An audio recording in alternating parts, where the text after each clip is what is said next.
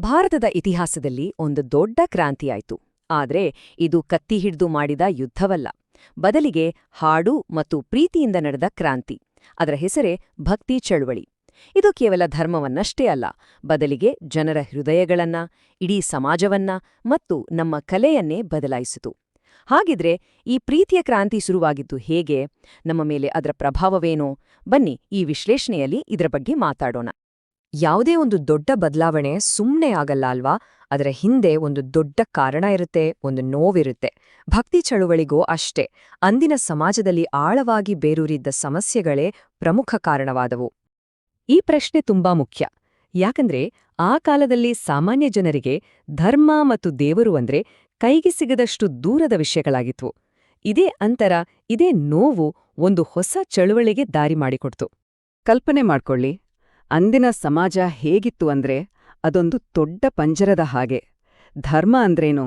ಎಲ್ಲರಿಗೂ ಅರ್ಥವಾಗದ ಸಂಸ್ಕೃತ ಮಂತ್ರಗಳು, ಕ್ಲಿಷ್ಟಕರವಾದ ಆಚರಣೆಗಳು ಮತ್ತು ಎಲ್ಲಕ್ಕಿಂತ ಹೆಚ್ಚಾಗಿ ಜನರನ್ನು ಮೇಲು ಕೀಳು ಅಂತ ವಿಭಜಿಸುವ ಕಠಿಣ ಜಾತಿ ವ್ಯವಸ್ಥೆ. ಆದ್ರೆ ಜನರ ಹೃದಯದಲ್ಲಿ ಒಂದು ಹೊಸ ಆಸೆ ಚಿಗುರುತ್ತಿತ್ತು. ದೇವರೊಂದಿಗೆ ನೇರವಾಗಿ ವೈಯಕ್ತಿಕವಾಗಿ ಸಂಪರ್ಕಿಸಬೇಕು, ನಾವೆಲ್ಲರೂ ಸಮಾನರು ಅನ್ನೋ ಹಂಬಲ. ಈ ಸಂಘರ್ಷವೇ ಭಕ್ತಿ ಚಳುವಳಿಯ ಕಿಡಿಯಾಯಿತು. ಹಾಗಿದ್ರೆ ಈ ಸಾಮಾಜಿಕ ಪಂಜರವನ್ನು ಮುರಿಯೋಕೆ ಯಾವ ಬೇಗದ ಕೈ ಬೇಕಿತ್ತು? ಉತ್ತರ ತುಂಬಾ ಸರಳವಾಗಿತ್ತು, ಆದ್ರೆ ಬಹಳ ಶಕ್ತಿಯುತವಾಗಿತ್ತು. ಅದುವೇ ಪ್ರೀತಿ. ಒಂದು ಸರಳ ಆದ್ರೆ ಕ್ರಾಂತಿಕಾರಕವಾದ ವಿಚಾರ. ಭಕ್ತಿ ಅಂದ್ರೆ ಏನು? ಸಿಂಪಲ್ ಆಗಿ ಹೇಳೋದಾದ್ರೆ ದೇವರಿಗೆ ತೋರಿಸೋ ಆಳವಾದ ವೈಯಕ್ತಿಕ ಪ್ರೀತಿ. ಇದ್ರಲ್ಲಿದ್ದ ಕ್ರಾಂತಿಕಾರಿ ಅಂಶ ಏನಂದ್ರೆ ದೇವರನ್ನು ತಲುಪಲು ಪಂಡಿತರ ಜ್ಞಾನವಾಗಲಿ ದುಬಾರಿ ಯಜ್ಞ ಯಾಗಾದಿಗಳಾಗಲಿ ಬೇಕಿಲ್ಲ, ಕೇವಲ ಒಂದು ಶುದ್ಧ ಮನಸ್ಸಿನ ಪ್ರೀತಿ ಮತ್ತು ಶ್ರದ್ಧೆ ಇದ್ರೆ ಸಾಕು ಅನ್ನೋದು. ನೋಡಿ, ಇದರ ತತ್ವಗಳು ಎಷ್ಟು ಸರಳ ಆದ್ರೂ ಎಷ್ಟು ಪವರ್ಫುಲ್ ಆಗಿದ್ವು. ದೇವ್ರು ದೊಡ್ಡ ದೊಡ್ಡ ಗ್ರಂಥಗಳಲ್ಲಿಲ್ಲ, ನಮ್ಮ ಹೃದಯದಲ್ಲೇ ಇದ್ದಾನೆ. ಹಾಗಾಗಿ ಯಾವುದೇ ಜಾತಿ, ಲಿಂಗ, ಅಂತಸ್ತು ನೋಡದೆ ಯಾರು ಬೇಕಾದರೂ ಪ್ರೀತಿಯಿಂದ ದೇವ್ರನ್ನ ಕಾಣಬಹುದು. ಇದು ಅಕ್ಷರಶಃ ದೇವರನ್ನೇ ಪ್ರತಿಯೊಬ್ಬರ ಮನೆ ಬಾಗಿಲಿಗೆ ತಂದು ನಿಲ್ಲಿಸಿದ ಹಾಗೆ. ಈ ಚಳುವಳಿಯ ಅಂಡವೇ ಅದರ ವೈವಿಧ್ಯತೆಯಲ್ಲಿರೋದು.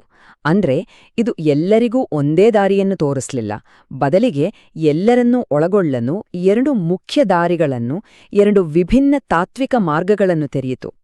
ಒಂದು ದಾರಿಯ ಹೆಸರು ಸಗುಣ ಭಕ್ತಿ. ಅಂದ್ರೆ ದೇವರಿಗೆ ರಾಮ, ಕೃಷ್ಣ, ಶಿವನಂತಹ ಒಂದು ನಿರ್ದಿಷ್ಟ ರೂಪವಿದೆ ಅಂತ ನಂಬೋದು. ವಿಗ್ರಹ ಪೂಜೆ, ಭಜನೆ, ಹಾಡುಗಳ ಮೂಲಕ ದೇವರನ್ನು ಆರಾಧಿಸುವುದು.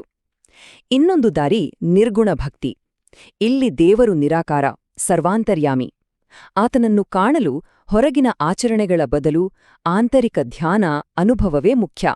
ಹೀಗೆ ರೂಪವನ್ನು ಪೂಜಿಸುವರಿಗೂ ನಿರಾಕಾರವನ್ನು ಧ್ಯಾನಿಸುವರಿಗೂ ಭಕ್ತಿ ಚಳುವಳಿಯಲ್ಲಿ ಜಾಗವಿತ್ತು.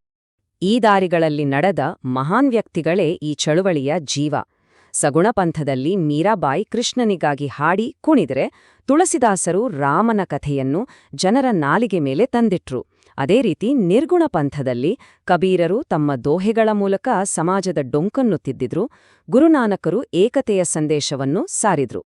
ಇದು ಪಂಡಿತರು ಸಂಸ್ಕೃತದಲ್ಲಿ ಮಾತಾಡೋ ಚಳುವಳಿ ಆಗಿರ್ಲಿಲ್ಲ, ಇದು ಜನರ ಚಳುವಳಿ.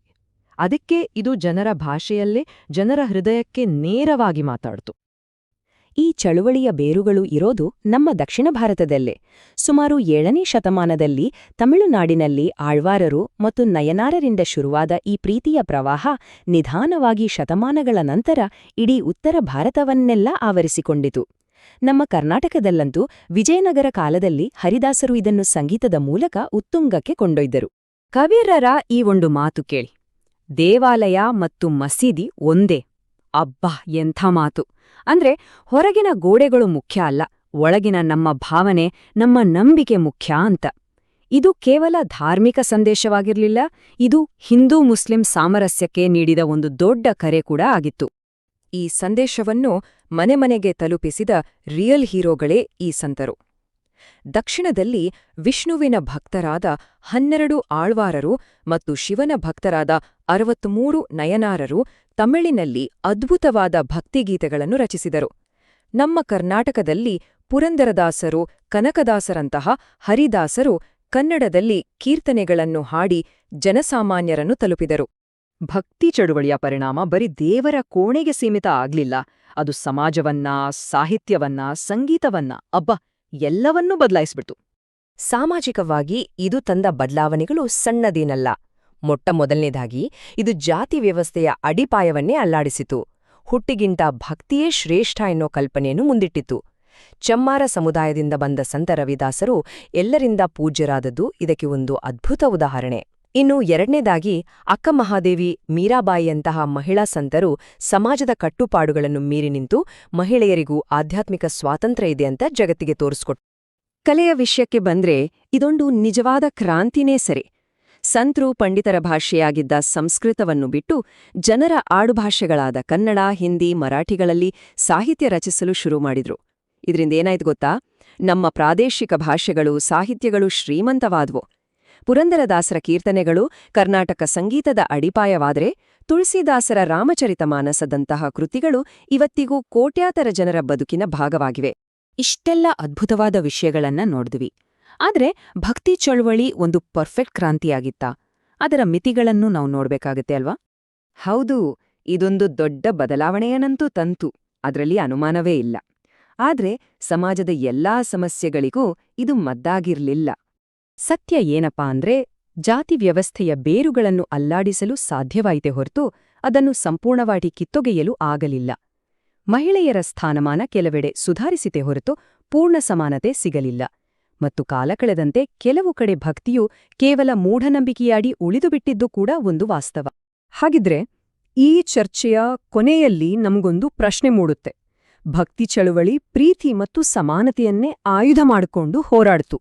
ಆ ಒಂದು ಸ್ಪಿರಿಟ್ ಅಂದ್ರೆ ಹುಟ್ಟು, ಅಂತಸ್ತು ಎಲ್ಲವನ್ನೂ ಬದಿಗಿಟ್ಟು ಕೇವಲ ಮನುಷ್ಯರಾಗಿ ಒಬ್ಬರನ್ನೊಬ್ಬರು ಗೌರವಿಸೋ ಆ ಒಂದು ಆಶಯ ಇವತ್ತಿನ ದಿನದಲ್ಲಿ ನಮಗೆ ಎಲ್ಲೆಲ್ಲಿ ಜೀವಂತವಾಗಿ ಕಾಣಿಸ್ತಿದೆ.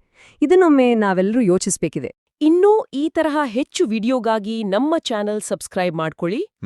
ಹಾಗೆ ನಿಮ್ಮ ಅನಿಸಿಕೆನ ಕೆಳಗಡೆ ಕಮೆಂಟ್ ಮಾಡಿ. ಹೌದು. ಸಿಗೋಣ ಮುಂದಿನ ವಿಡಿಯೋದಲ್ಲಿ. ನಮಸ್ಕಾರ.